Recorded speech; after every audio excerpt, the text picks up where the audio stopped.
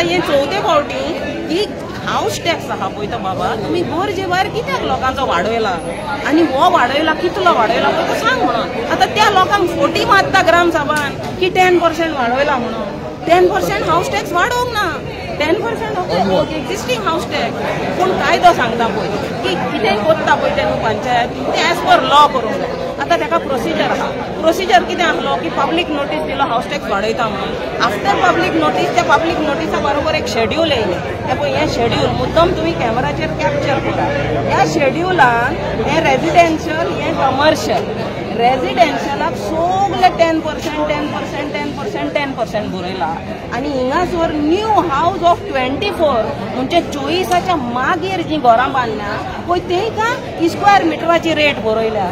ती कितें करता स्क्वेअर मिटराची रेट काडटा आनी पयलींच्या घरांक लायता अरे हो कायदो एज पर लॉ पंचायतीन हो डिस्प्ले मारला नोटीस बोर्डान की आमी जो हाऊस टॅक्स वाडयतली पळय तो एज पर हें वाडयतली म्हणून आता एज पर तर हें वाडयला जाल्यार तो 10% वाडोवंक नाका आता हें आतां हाऊस टॅक्साचो रिसीट पळय हो हाऊस टॅक्साचो रिसीट हो हाऊस टॅक्स आहा पळय हो 23चो हाऊस टॅक्स 100 रुपया आता होच हाऊस टॅक्स नेक्स्ट बोलला तेन्ना 24च्या हाऊस टॅक्सान 1,500 जालो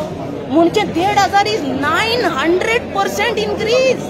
900% which law is allowing any panchayat to abuse the provisions like this आमी लोकांनी हुंय म्हणून सोदपाचें तुमी 150 रुपया टॅक्स आहा पळय तो 1,500 कोत्ता 10% म्हणजे कितले 150 रुपयाचे 15 रुपया 150 प्लस 15 160 आनी 5 टॅक्स जावंक जावो 160 आनी 5 बिकॉज 10% ऑफ 150 इज 15 रुपया 15 रुपया प्लस 150 इज 165 वो टॅक्स जाला 1,500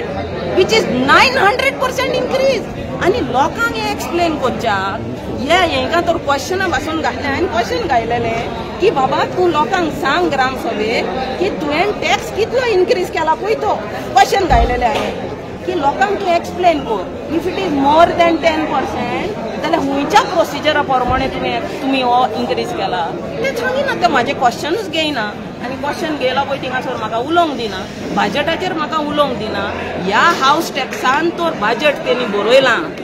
जाल्यार बजेट रॉंग जालें अरे लोकांचो तर तूं इल्लीगल हाऊस टॅक्स काडटा जाल्यार बजेटूय इल्लीगल जालें ते बजेट पास करूंक जायना so these are so many things know whom to tell this is abuse of power and when there is abuse of power you cannot talk reason because law is suspended and the person who is talking himself becomes law.